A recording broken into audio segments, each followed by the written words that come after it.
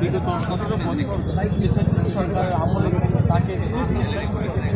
তারই পরিণতিতে আজকে তারই মৃত্যু। এমন জীবন এরকমের কবির ভাষায় কথা বলতে গেলে যে আজকে আপনি দেখতে যাচ্ছি আমরা আসলে এই যে উনি মারা গেলেন ড্রাইভার বলে এই ফ্যাসিস্ট সরকার আমলে তাকে যে নির্যাতন করছে তারই করবে প্রতিবাদ কী করবে সেটাই বিষয়। আরেকটা বলছি বাঙালি জাতি আজকে অত্যন্ত দুঃখজনক সময় এবং ক্লান্তি লক্ষ্য পাঠাচ্ছে এই শক্তিবাদ আপনার সেরে উঠবে। দেখুন আসলে জীবনের উনি রাজনীতিতে যেদিন থেকে এসেছে সেদিন থেকেই আমি ব্যক্তিগতভাবে তার রাজনীতির সহকর্মী ছিলাম। তার স্নেহ মায়া মমতা নিয়ে ছাত্র রাজনীতি থেকে আমি আজকে যে সহদপ্তর সম্পাদক হয়েছি সেই সহদপ্তর সম্পাদকটা আমি জানতাম না।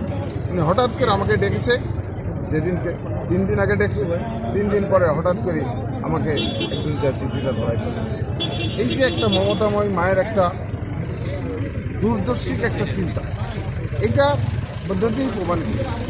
আজকে দেশের যে কান্তিকা, দেশের যে অভিভাবকত্ব দরকার ছিল, এটা বেগম খালেদা জিয়ার এই যে আপনার শূন্যতা কিভাবে পূরণ হবে এইটা বলা খুব মুশকিল।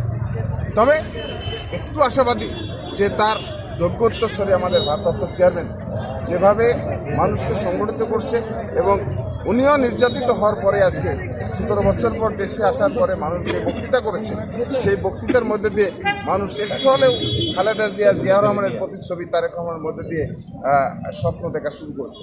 তো যাই খালেদা বিদায় এটা পূরণ হলো না, তবে চেষ্টা করবে ইনশাল্লাহ। আমার মনে হয় যে তার যোগ্য উত্তরসূরি তারেক রহমান এটাকে একটা যুক্তিক পর্যায়ে নিয়ে যেতে পারে। আর আপনি আরেকটা যেটা বলছেন যে নির্যাতন, অবশ্যই খালেদা জিয়া কিন্তু নির্যাতন করে মারা আছে।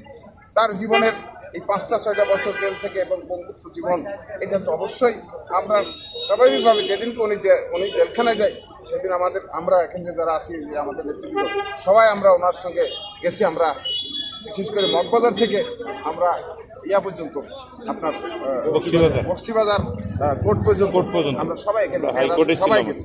তো সেখান থেকে উনি হাঁটতে হাঁটতে জেলখানায় গেছে, আর ওখান থেকে জেলখানা থেকে আমাদের নিয়ে আসতেছি প্রেসারে করি আমাদের হুইল চেয়ার।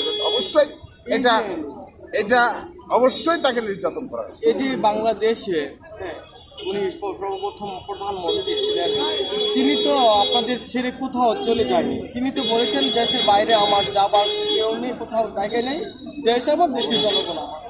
এই যে ভালোবাসার যে টান, এই যে ভালোবাসার যে অনুভূতিটা, এটা তো বাঙালি জাতি কখনো বলতে পারবে না। সেটা কীভাবে আরেকটি কথা হচ্ছে কৃত্রিমানের মৃত্যু নেই, অর্থাৎ এই যে উনি যে মারা গেছেন এখন তো তিনি মারা যান না, উনি সমগ্র বাঙালি জাতি বিএনপির সবার অন্তরে যেমন উজ্জীবিত হয়ে যাচ্ছে, সেটা কিভাবে ব্যাখ্যা দিলেন? কখনো কোনো মানবীরা কখনো মারা যায় না। আজকে জিয়া রহমানকে হত্যা করা হচ্ছে। জিয়া রহমানকে হত্যা করার পরে এই দেশের বিএনপি আরও বেশি শক্তিশালী হচ্ছে। জিয়া রহমানকে আদর্শকে ধারণ করে মানুষ আরও উজ্জীবিত হয়েছে। তারপরে এরপরও 3বার ক্ষমতা এসেছে, 4বার ক্ষমতা এসেছে জিয়া রহমানের মৃত্যুর পর।